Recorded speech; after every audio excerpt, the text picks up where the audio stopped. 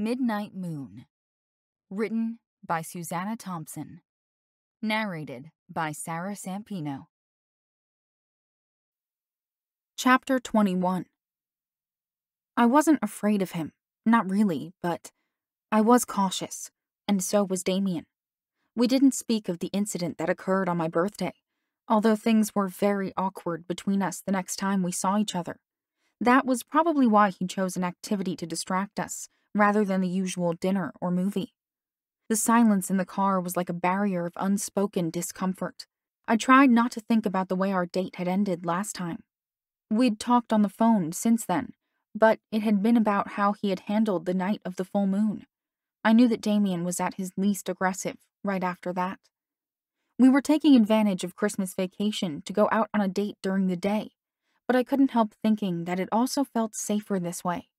The bright, clear light of day naturally hindered temptation. It made us more aware of ourselves and what we were doing. I'd thought about what it would be like to have sex, as I'm sure every teenager has. Yet it was something that always seemed to be on the distant horizon for me. Now that I had a boyfriend, I was faced with the possibility of it actually happening. That was something that I hadn't had to consider seriously before. In some ways, it helped that Taylor was still a virgin, because I didn't feel alone in my dilemma. On the other hand, I also had no one who had any sexual experience to ask about this stuff. Until now. Shockingly, Daphne was the first one of us to lose her virginity. She hadn't even been going out with Corey that long when it happened. I secretly blamed her heightened werewolf aggression for that. It seemed to be no coincidence that she decided to have sex on the night before the full moon. "It didn't even hardly hurt," she told us. "I always heard it hurt so much the first time, but there was only like an instant of pain." "That's probably because her body's changed because of the werewolf thing," Taylor told me later while we were alone. "Maybe," I acknowledged. "I still can't believe she did it. I know she had a crush on him for a while, but—" "I know," Taylor agreed. "I think she should have waited longer." Since what Daphne had done had eclipsed my drama with Damien, I felt less embarrassed to confide it to Taylor. Instead of exclaiming how mortifying it was, the way I expected her to, she listened with a serious expression. "That's what Bryce told me," she said.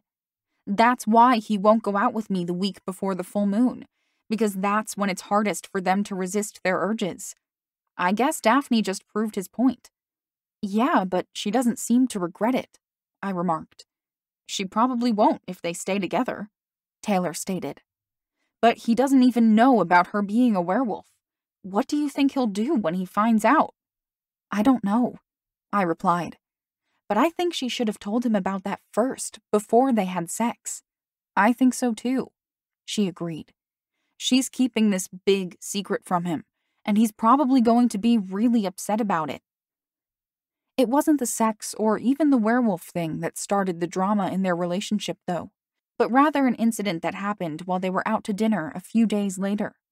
It would have been nothing noteworthy, just a casual meal at a sports bar, but Daphne honed in on a man sitting at the bar, slowly sipping a drink.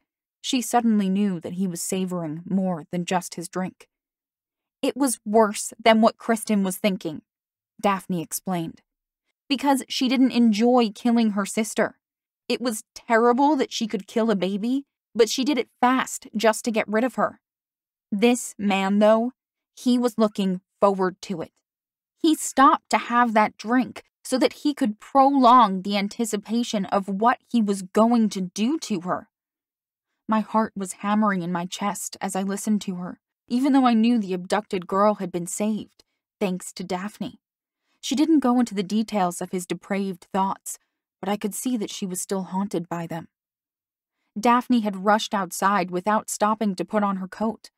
A bewildered Corey followed her, but she offered no explanation in her haste. The effort strained even her werewolf strength, but she managed to pry open the locked trunk of the man's car. Corey was the one who helped the terrified girl out of the trunk, while an exhausted Daphne called the police. The man walked outside while Corey was trying to untie the ropes that bound the girl, having only succeeded in removing her gags so far. He fled on foot upon seeing that his crime had been discovered. He had nowhere to hide, though, since the police easily discovered his identity from his license plate and the registration papers in his glove box. His picture was soon on TV, and they caught him within hours. The abducted girl's testimony wasn't the only damning evidence against him after the police searched his house and found more proof of his crimes. Tragically, the other young women he abducted hadn't been able to escape alive. Daphne was hailed as a hero, but her vague explanation about having a bad feeling threw her into the spotlight as a psychic. She was soon overwhelmed by pleas to find people's missing loved ones. "This has never happened to me before," she lied to the reporters who hounded her for interviews. "I think it was a fluke."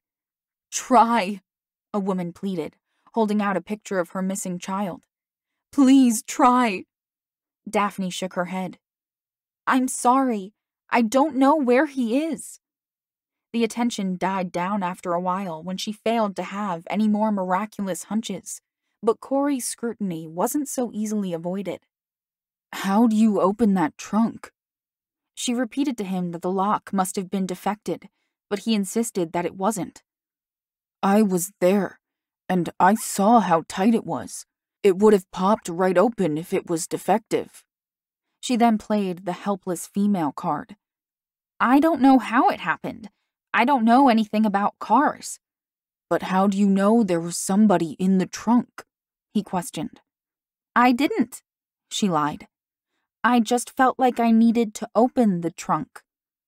He apparently didn't believe her, because he then insisted that she tell him about his future. When she told him that she couldn't see his future, he suspected that she was hiding something terrible from him. "What's going to happen to me?" he demanded. "I don't know," she yelled. "I don't even know what's going to happen to me."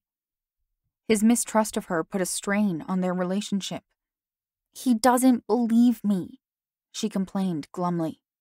"We had so much fun together before, but that's gone now. I think he's going to break up with me."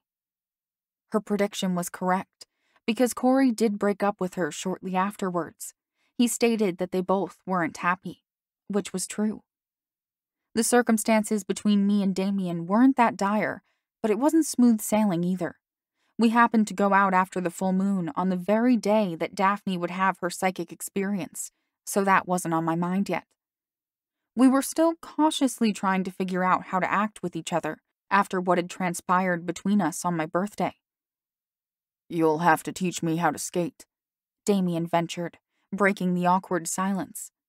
I hadn't been too sure of his idea to go on a date to the ice skating rink, considering that things had been tense between us the last time we were there. It turned out to be a great distraction for us, though. Laughing over Damien's attempts to stay upright on the ice eased much of the awkwardness between us. He wouldn't give up until he made it around the rink several times without falling. We were both smiling when we finally sat down to eat something from the concession stand.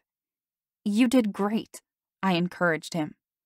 "You're so graceful," he complimented me. I blushed, but this time it was with the warm glow of his admiration. "I've been skating since I was little." "It shows," he said. "See, you don't hate the cold that much." The warmth I was basking in faded at his words. "You've already decided to go there, haven't you? You're not just thinking about it." "I know what I want," he stated, some of the intensity I remembered from our passionate evening flaring in his eyes as he gazed at me. "Alaska," I said. "Yes," he confirmed. "And you, Clarissa?" I expelled a shaky breath and voiced the question on my mind. "What if it's a choice between us?" He took his time answering. "I've been thinking about everything that happened, and I think that you're the one who has to choose. I can't change what I am, but you can. I didn't plan to tell you this way, but I'm in love with you, Clarissa." My eyes went wide at the realization of what he had told me. He was in love with me, and joy bloomed in my heart at hearing him say that. "I think I'm in love with you too," I admitted. His gaze intensified even more. then we should be together. We were sitting next to each other in plastic seats, and I leaned over to kiss him instead of responding verbally to his statement.